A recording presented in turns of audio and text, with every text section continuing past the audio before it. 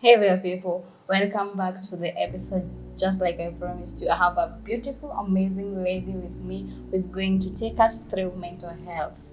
Yes, and I'm going to introduce her. I'm not going to say too much. My beautiful guest, welcome to Let's Talk Show. Thank you. Thank you for having me. Welcome. Thank you so much for honoring our invitation. Absolutely. Now we are going to go straight. So introduce yourself to our audience. Absolutely. My name is Glenda Mutinda. I am currently the Director of Interprofessional Well-Being at a hospital in Texas. I have a background in psychology, I have a master's in counseling, and I also have a doctorate in medical family therapy.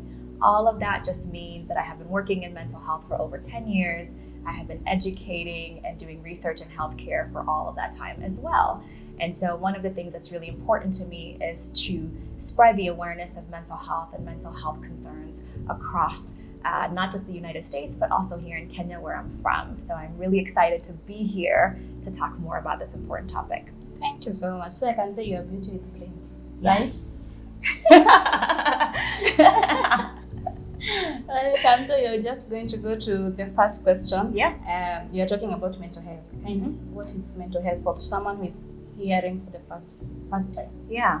So mental health is related to your emotional, psychological, and social well-being. Essentially, our mental health controls how we think, how we behave, and how we interact with other people. And so it is an absolutely integral part of our overall well-being. Oftentimes, we think about our health in terms of our physical health. So let's say I broke a bone, or I have a headache, or I have stomach problems. We are easily able to identify those issues. However, we are not as familiar with mental health and mental health disorders and how they impact our lives. So essentially, think of your mental health as anything that you think about, any way that you act related to those thoughts, and how you relate to other people. Before we go even much deeper, can you give us some of your experiences in mental health? So I have been a clinician, a mental health practitioner for about 10 years now, if you can believe that. I started my master's degree in marriage and family therapy in 2012. So I think now it's actually a little over 10 years, come to think of it. And so I work with individuals, with couples, with families on a variety of mental, emotional, and relational health concerns.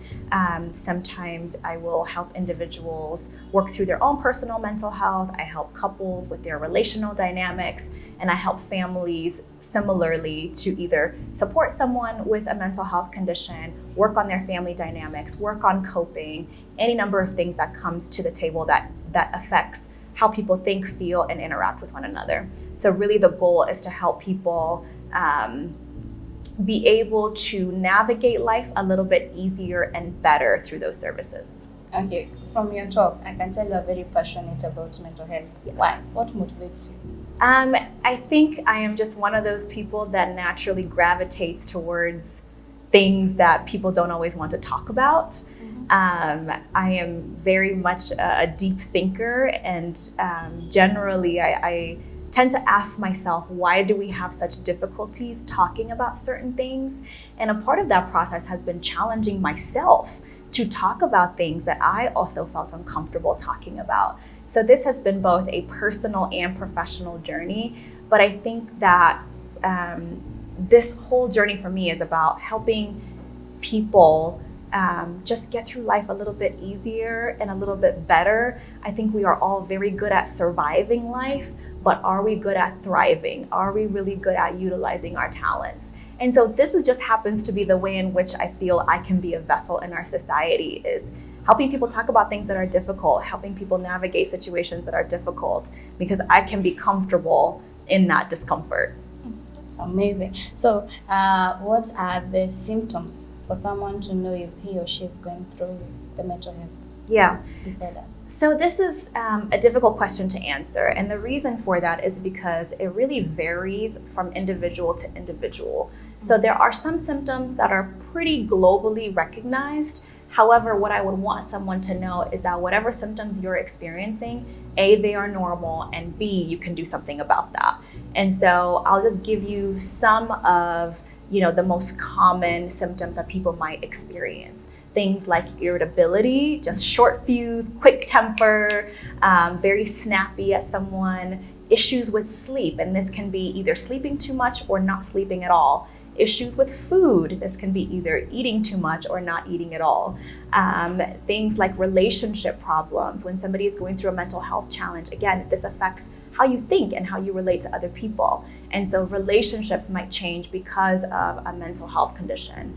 Other things are related to like employment. So you might see people suffer at work, have difficulties going to work or keeping employment. For kids, they might be having challenges with school and their friend groups. So all of those things are relatively common in general. You might also experience low mood, sadness, kind of unexplained sadness, meaning, let's say, I have an event yesterday that happened that made me sad. That can be normal. However, for example, if someone is experiencing depression, they're going to experience that sadness for a long period of time, and they might not be able to necessarily explain how they got to this place of sadness. What are some of the physical symptoms that someone can experience? Yeah, so this is a great question, because what I want people to know is that your physical and mental health all go together. Your mental health can affect your physical health can also affect your mental health. So those two things are not separate at all. Usually we tend to separate them because they're treated by different types of doctors. Yes. But truly the way the body works is it's all the same vessel and all the same organ. And so a lot of people who experience mental health challenges might experience actually lots of different physical symptoms. So some might experience racing heart rate, increase in blood pressure. They might also experience headaches or aches and pains that are unexplained. This can also escalate all the way up to symptoms that can't even be explained by a doctor.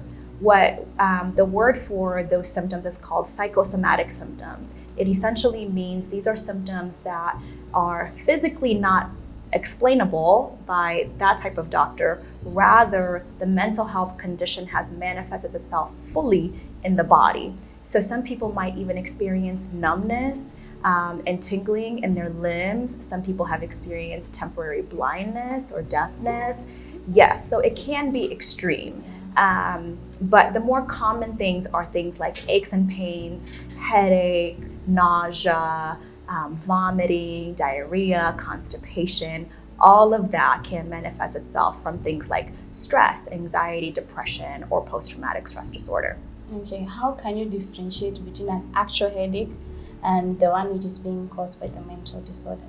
So the headache is still a headache, Yes. right? Yeah. A headache is a headache regardless of where it came from. So that headache should definitely be treated as such. So take the common medicines to help support you.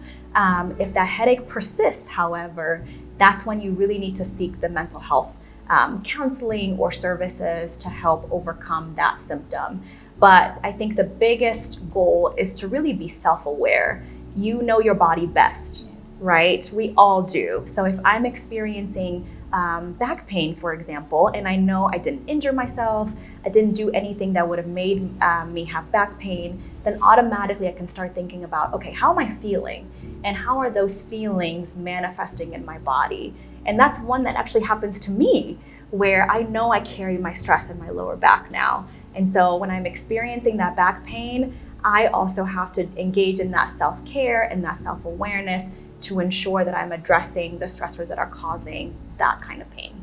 Okay, let's say I'm stressed. I know I am stressed. Yeah. And I have a terrible headache. Is it good for me to take a medicine and yet I know it is being caused by the stress? Yes, it's okay to take the medicine, but you also need to do the behavioral things to help reduce your stress, because stress is the cause of the headache, right? Yes. So in order to get rid of the headache fully, you also have to work on processing the stress and getting rid of that stress, or alleviating it in the best way that you can. Sometimes we can't get rid of stress, right? Yeah. Life has lots and lots of stressors, but acknowledging that A, the headache is very real, you did not make it up, and also being able to treat it as such. Again, where I say we really have to work on the root cause is important, because you're going to keep having this headache until you get rid of the stress or manage the stress a little bit better.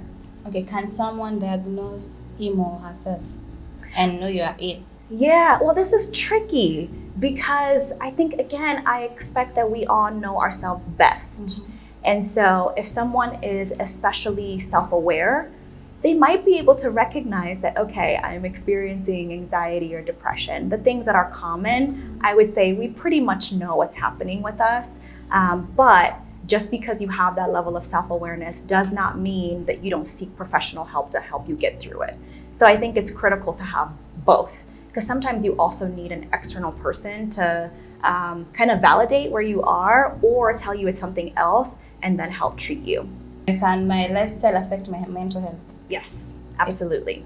Any and everything can affect your mental health, to be honest, but especially our lifestyles. So if we're really looking to improve our mental health, we have to be aware of the environments that can help or hurt our mental health. And so if we're talking just individually, what someone can do, think about the foods that you eat. Think about how hydrated are you? The basic needs in life also are helpful for mental health the way that they're helpful for physical health. So if you're eating healthy, you're drinking water, you're staying away from bad substances or deep fried foods, those types of things can actually help support you. The other things that you can do is really think about your own self-care. What is it that you can do that you enjoy doing that brings you to a good mood or makes you feel better whenever you're having a hard time? For me, it's going to the gym. I exercise a lot. And so it's important for my mental health to continue those routines and exercises because it really helps me in the way that I think and I feel. But engaging in things that you enjoy, if you have hobbies, continuing to do those, don't just drop them. Connecting with friends and family that are supportive is critical. Having a sense of community is always important. And again, seeking those additional services whenever you need them. Sometimes we can manage things on our own, and sometimes we need a little bit more help. And I cannot say this enough that everyone at some point in their life needs more support. And so we have to be able to ask for that help whenever we get to that point. But, in terms of like our own lifestyle and what we can do, it also just depends on the individual themselves. There are things that work for me that might not work for you. Sure. And there are things that worked for me 4 years ago that no longer work for me. And so it's just being able to be self-aware, know what works and what doesn't work. If it doesn't work, that's okay. Try something else or try it for a different amount of time or try it at different intervals. It's change, it's dynamic, and it's keeping up with yourself. I find that a lot of people, when they find their one coping skill and all of a sudden it stops working, they get very discouraged. Instead, what I want you to realize is maybe you've gotten to the point where the stress is now bigger than the coping skill. So now it's time to adapt and evolve those coping skills to fit your current needs. Okay, you have told us right now we should ask for help. Right? Yeah. Okay. What if I'm scared? What if I'm not that person? Okay. Not an introvert. Yeah. I talk a lot. But I have issues. I have trust issues. I can't trust someone with the information. What should someone like that do? So that's common, and that's common everywhere. It's really hard to go to a stranger and say, let me tell you all my deepest, darkest secrets in the first 5 minutes of meeting you. Like, that's a very difficult thing to do. And so if you're scared to seek that help, that's normal. That's the natural human instinct. I think a part of that too is also cultural. So culturally, we believe that there are certain things that should be kept in our families or that should be kept privately. Yeah. And that's one thing that I would really love to challenge, because when you seek mental health services like counseling, those are 100% confidential. Meaning, if I'm your therapist and you're telling me things, that information is going nowhere, right? Yeah. It's not gonna be shared with the therapist's friends or family. It's not gonna be shared with your friends or family. It's really a sealed space for you to be able to share what's happening in your life and how you're coping with things and how you can help move forward. And so, with that too, I will add that the trust and the relationship between like you and a therapist is really important. You want to be paired with somebody who you feel understands you, you feel has the right language and understanding of the things that you're going through. And so sometimes it takes a couple of people to try out and really find the right fit. So if you happen to go to one therapist and that therapist is not the right fit, that's okay. Try another one. It's really just about that relationship where you feel like, okay, I can really tell this person exactly what I'm going through and how I'm, experiencing life. I'll add too, when we talk about the cultural piece of, I don't want to tell other people my business, it's also often really difficult to tell our friends and family the truth about a lot of circumstances. So when that happens, you feel like, okay, I don't trust these external people, but I also might not want to bring my family down or my friends down by telling them certain things that are uncomfortable. Then you're stuck. That means you're not able to talk to anyone. And so sometimes talking to a therapist, someone who does not know you, can't track you, has no relationship to who you are and where you're from, can really be helpful, because it's like talking to a random person who has no consequence outside of that room. Yeah. No, because we're in Kenya. Yeah.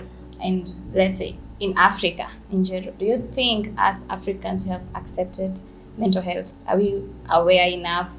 Have we accepted it's a disease? Have we accepted we have it? What do you think? Oh, that's a hard one. It's hard because I think, the truth is, I think we have a long way to go. What I do know is that we're at the beginning of a change in culture. And it's not just here in Kenya. There's other places that are at similar places or not too far ahead, right? And so I think in terms of Kenya, we still have quite a ways to go to just bring awareness to these issues, talk about how we can help cope and move forward and ultimately thrive. But I think this is a work in progress. What's promising is just the simple fact that we're able to sit here and have this conversation. That in itself is a part of the culture change, right? I don't know that we would have done this 5 years ago or 10 years ago or 20 years ago. So the fact that this is happening already means that there's considerable amount of work that has been done prior to my arrival here and will continue after I have gone, right? So I think we have a long way to go. I will say, I think the youth of this country are very informed, are much more aware, but my goal is to really bring everyone to the same place. And so we cannot empower one group without empowering the rest of them. I think as a collective, we all have to grow and we all have to learn together. A lot of that requires understanding and patience and consistency. And that's something that I'm willing to put a lot of effort into it, because I truly believe that we are at the precipice of a cultural change in terms of mental health. Is there a certain kind of people, a certain group that are affected more by mental health? Yeah, that's a great question. And the answer is no. Everyone can be affected by mental health and mental health conditions equally. We are all susceptible to mental health illness. It just depends on our genetics, our environmental factors, the things that we have been through in this life. Some people have been through a lot, and so it makes sense that their brains developed an illness to kind of help them navigate those challenges. And so there is no one person who is immune, right? There's no such thing. No one person is better than others. What we do find instead, though, is that there are certain conditions that manifest themselves differently in different groups. For example, gender. We know that men die by suicide significantly higher rates than women do. We know that for young adults, they tend to die by suicide at higher rates, suicide is a higher, is one of the leading causing deaths for that age group. But a part of that is also because that they're young. So they're not experiencing physical illnesses or anything like that, versus middle-aged and other adults are experiencing other things like hypertension and diabetes and heart disease that might be more leading causes of death. But if you remember, I said mental health and physical health, they all go together. And so at different points in our lives, we are susceptible to different challenges and illnesses because of it. Okay, you have talked about suicide. Yes. And you have said more men are affected. They tend to take their life. Why men? I think this is complex. A lot of it is cultural and behavioral. So let me correct myself by saying men tend to die by suicide at those higher rates not because they experience suicidal ideation more or they experience depression more. That's not what that means. It just means that they die by suicide at higher rates. One of the reasons that happens is they are much more likely to use lethal means to die by suicide. Women tend to use less harmful, for lack of better phrase. And so women tend to have more suicide attempts, but men tend to die by suicide more, if that makes sense. The other pieces are very cultural. And I think this is one of the things that I wish would change, is that, you know, in a lot of different societies, men are taught to be strong, and being strong means, you know, don't show emotion. That means it's weak. Being a man means you never cry. Being a man means, you know, all of these things are actually really bad for your mental health. So as a society, we truly have to give men the opportunities to express how they're feeling genuinely, to not label them as weak whenever they do so, and to support them the way that we support women. Just as an example, you can see two women crying together. That's not uncommon, right? Yeah, but how often do you see two men crying together? Never. It's not because men don't experience emotion. It's just what we have allowed men to do or not to do. And so I think a part of our growth and our development is really being able to give men permission to showcase the normal things that they also feel and think and act in a supportive environment, without labeling, without calling them names, without shaming them. And once we can do that, we can start to see these statistics change. And I think a part of that is for both genders to be able to do. Men have to show up and say, hey, as a group, we are going to choose to better ourselves in this way. And women also have to show up and say, we support you and we back you up. Glenda, what can you tell someone who is watching and he or she has the thought of taking her life or his life? Absolutely. Hey, this is so funny. Yeah. No, that's a great question, first of all. I think a lot of people struggle with depression and suicidal ideation. And so if you are that person who is experiencing those thoughts of harming yourself, first, I understand that it can be very scary because you don't often think that that's something that's going to happen in your life. And so if it is happening to you, first of all, it's okay. We want you to know that you're absolutely not alone. But also, this is the moment to really reach out to the people that love you and care about you and get the support that you need. One of depression's biggest lies is that you are alone, you are hopeless, you are helpless, and you are worthless. And I want you to know that that is absolutely not true. And so if you are feeling that way, please know that you are cared for, you are loved, and you are worthy. And there are things that we can do to help support you as you go through this journey. You are absolutely not alone. Contact a mental health professional, a psychiatrist, or a therapist, and they will be more than happy to help you get the hope back in your life, manage that depression a little bit better so that you're able to survive and thrive the way that you deserve. Truly, your life is worthy, and I truly believe that, and I think the people that care about you and love you also believe the same way. It's just that depression is convincing you otherwise. And so please reach out to those individuals for support. Okay, you have said when you're stressed, depressed, you can talk to someone. Yeah. Let's say someone comes to me. What are some of the behaviors or things that I should not say to such a person? Yeah, that's an excellent question. And so when you're trying to support someone who is struggling with their mental health, the first thing is really to think about not judging them. There's a lot of judgment in all cultures, but especially around mental health and mental health concerns. And so you really have to put away that judgment. You really have to listen to understand their perspective. I think it's critical to remember that everybody's experiences have led them in different directions. Sure. And so something that might be impacting someone in one way might not impact another in another way. And so really listening to understand where they're coming from is critical. You want that person to feel understood, heard, validated, and supported. And so taking away judgment, listening for understanding, injecting hope into their lives. Mental health illness can make you feel completely hopeless. So reminding them that they have people who are in their corner and we can get through this together, that might be the thing that helps someone realize, wait a minute, I'm not alone in this and I don't have to keep suffering in silence. Okay, let's say I have an issue, I have a mental illness. What are the changes I should do to help me as a person? Yeah. So a lot of that is some of that is dependent on the severity of the illness. So let's say we're talking about, situational stressors, a little bit of anxiety that's not really intruding with your life, or maybe even mild depression. Some of that you can manage on your own by, again, engaging in self-care, connecting with people, engaging in things that you enjoy, really being attentive to your sleep patterns, your eating habits. Those types of things are manageable. Exercising, moving, doing whatever helps you feel better. For some people it's like music, and they listen to music, and that can help bring them out of those episodes. So if you're on the milder end of some symptoms, you might be able to manage it yourself. Of course, that is going to be an ongoing work that you do.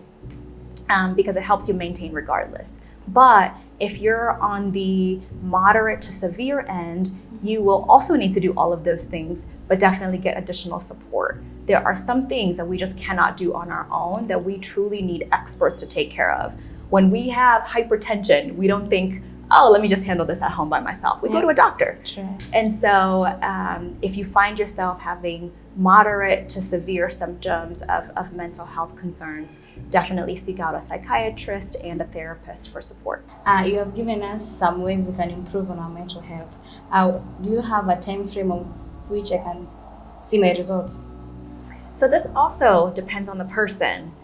Everybody recovers at different rates. Again, once we've all been through our own life circumstances, that can really inform how long it takes us to heal. So the best words of advice I can give is your healing is going to take however long it's going to take you. The key is to not expect instant results. That's usually not likely. And the reason for that is because we didn't get here overnight. We didn't develop these conditions overnight. This is, months, years, a lifetime worth of pain and trauma and suffering that brought us here. And so expect that the results will vary depending on what kind of circumstance you're trying to heal from, what you've been through in your life, and then the kind of support that we have. It really takes multifaceted approaches to work on your healing. And it starts, within the family or within the friend group to have that support. Then it goes to having a sense of community, whether it's within a church or within a neighborhood. Then it goes to having a therapist or a counselor or having a psychiatrist. And so having all of those individuals in your life that are supportive and that are healthy, you can start to see some of those results quicker. But a lot of people don't have those resources or don't have people who are supportive in their lives. And so they might be working on that healing by themselves. And that's going to take some time, but still be encouraged because that process is so important for the individual. And so it might vary, but the journey is definitely worth taking. Okay, let's say I go to a therapist and this therapist gives me some medication. Should I take them? And so it depends on how you feel about it. My biggest thing is I want people to be informed. I want you to consent to your treatment plan. And so if there's something that makes you uncomfortable, ask questions about it. What is this medication? What will it do for me? What are the side effects? How long do I have to take this medication? I want you to ask all of those questions regardless of whether you're going to take it or not. That way you're able to make an informed decision about your own health. But generally speaking, when someone has mild to severe symptoms of an illness, a medication is probably going to be helpful. What that does is help jumpstart your brain towards the healing that you're going to have to do behaviorally. So for example, some people with severe depression have a really hard time even getting out of bed or doing basic things. Well, therapy is going to be very difficult because they just don't have the energy. Their brain is not generating the chemicals it needs to generate to start that healing process. What that medicine is going to do is boost those chemicals and then help you engage in your own healing a little bit better, a little bit faster. And so they really work hand in hand. Medicine and therapy can work beautifully together when used at the right time because it's going to help the process a little bit better and faster. The other thing about medicine is you don't have to take it forever. Sometimes there are certain life circumstances that will need a little bit of medication for a certain period of time. But just because you're on a medication doesn't mean you're gonna have to take it for the rest of your life, because what you're doing in that healing process with a therapist is talking through the pain and suffering, processing it, and healing from it. So when you're done taking the medicine, you're not right back into those symptoms. The other key about taking medicines is to never take yourself off of it. Don't do it. These chemicals are powerful, and it takes a physician to be able to monitor the doses and to be able to take you off of those medications safely. And so what happens is sometimes people take a medicine and all of a sudden they change their mind and they go, oh, I don't need this anymore. I don't want to do this, right? I can figure this out on my own. Well, the minute you stop that medication instantly, you're crashing your body from those chemicals that it was producing or helping you produce. And so what a physician can do or a psychiatrist can do is titrate those medications down. Essentially what that means is bring you back down step by step. They might start at a certain dose. They will keep decreasing it until you're off of it. And so that is the safest way of doing that, and that's something that has to be monitored by a doctor. Okay. Do the medicine have any side effects on the health? So some medications do have side effects. There aren't general global side effects. And so this is where asking your psychiatrist or physician what those side effects are can be helpful. Also, some medications have certain side effects for some people and not for others. So it's really just about paying attention to what's happening with your own body. So don't read what the internet says. It could steer you completely in the wrong direction of something that will probably never happen to you. Sometimes it's really scary reading those side effects labels. You're like, oh my gosh, I'm going to die. No. Rather pay attention to how you're feeling, how you're thinking, how you're processing things, and then talk with your psychiatrist about that, and they can kind of help monitor how it's going. But there are side effects. I will say one of the common ones, for example, with depression medication is a little bit of weight gain, but that can be monitored through lifestyle changes. So maybe you start a medication and you start exercising and moving more or going on walks. Well, those are going to temper one another to where you're not experiencing those side effects. Can you get addicted to the medicines? You cannot get addicted to those medications. They are created to ensure that does not happen. The types of medications that you can be addicted to are more related to like pain medications that are really, really strong, powerful medications that are given, sometimes after surgery or significant illness. But in terms of mental health drugs, you cannot get addicted to them. So some of these things we read on the internet are false. What things have you read on the internet? I read you can be addicted to them. Got it. No, that's not actually true. Saw a movie which they show someone being addicted to their drugs. Interesting. Mental health drugs. Yes. No, that's a misnomer. That's a misconception, I will say. On that note, kindly tell us the misconceptions we have about mental health. Oh my goodness, there are so many misconceptions. So a lot of people think that having a mental health condition means that you're weak, that you're not doing enough things, that you have somehow failed your family or your loved ones, or you're not going to be successful in life, or all of these different things. Even people of faith think that having a mental health condition means that you don't have a good enough relationship with God or you're struggling spiritually. None of that is true. Like I said before, we are all susceptible to mental health conditions. No one of us is magically exempt from experiencing anything at any given point. And so it's really about us as a society choosing to change our perceptions about those things. And I think one way we can do that is by having more information and educating ourselves more, so that when you hear somebody, use a misconception or make a misconception, you're able to correct them. Yes. And you're able to say, actually, that's not the case, because here's what the real information looks like. But as a society, we have to make a decision that being or having a mental illness does not mean there is a flaw in your character, because truly there is no flaws in character. We are all human in the same way. Okay, let's say I have a friend and we are talking, he has a mental health disorder emergency. Yeah. ask me what should I do? Yeah, that's a great question. And I think that happens quite a bit actually, where you realize that a friend or a loved one is in serious critical danger of experiencing something. So if you're in an emergency situation, you need to be able to call 1190 or 1195 for adults. The other number that you can call for children and adolescents is 116. Those are individuals who will help guide you to whatever services that you need immediately. The other thing too, if it's not an emergency, you can actually go to the doctor with that person. So let's say you don't feel concerned about that person in that moment. You can say, okay, can we go to the doctor together tomorrow? Or can we go to the doctor later today together? But really encouraging that person and going with them can help decrease their stress about taking those next steps. My dear, I know mental health is broad. We have not even covered half a quarter of it. But what we can get out from this information, one, it's good to go to a therapist. Mm-hmm. Two, mental health can affect any person. Yeah. Either young, old, a baby in class 1, any person. Mm-hmm. Three, it's good to take medicine. It's not bad. 4, we have lots of wrong information in the internet. Yeah. 5, we have an emergency contact. Personally, I didn't know that. Right now, I know it. 6, well, I don't have 6, but 6, we have a beautiful lady with us. Well, I guess that's where we're going to end this session. Yeah. Thank you so much for tuning in. We can't go without you giving your last words to the audience.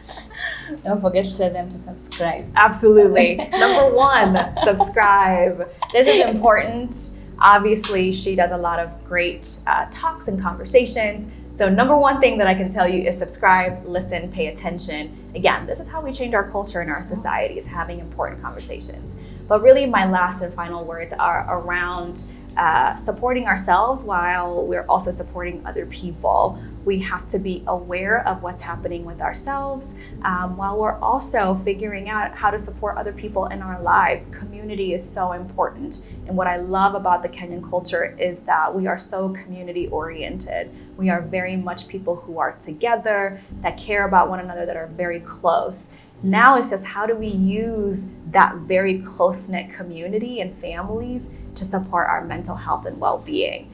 And I guess my final thought is that this is a journey. This is not a destination. And so being aware that we're not going to have this perfectly figured out tomorrow is okay. But as long as we continue to learn and grow together, we are ultimately going to be able to do better. Thank you so much for sharing this information with us. I hope this is not the last time we are going to sit down and have a talk about mental health. Never. I'll be back. I'll hold you on that. To my viewers, thank you so much for staying tuned. Trust you me, this is not the last. This is the first. Trust you me. So see you in our next episode. Not forget to subscribe, to share, to leave a comment and like.